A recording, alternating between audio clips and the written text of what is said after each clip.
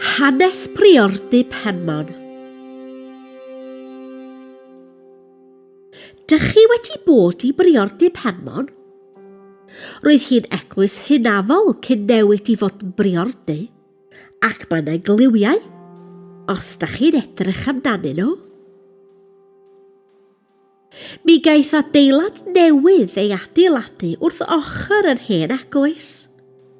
Mae ystafell fwyta ac ystafell gysgu mawr yn yr adeilad newydd. Ar y llawr cyntaf, roedd lle tân. Oedd hi'n ystafell I rywun pwysig? Wnaethon nhw roi lle tân yma iddyn nhw? Efallai.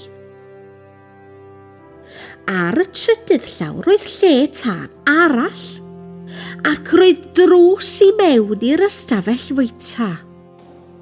Efallai'r gegin oedd yma, ac wrth gwrs roedden nhw angen tân yn y gegin I goginio. Yn 1742, mi wnaeth y brodyr Buck dod I Penmon I wneud llun o'r priordy. Os dych chi'n gweld y llun y priordy, mi fedrwch chi weld fod y to arno fo. Ond rwan, mae'r to wedi mynd.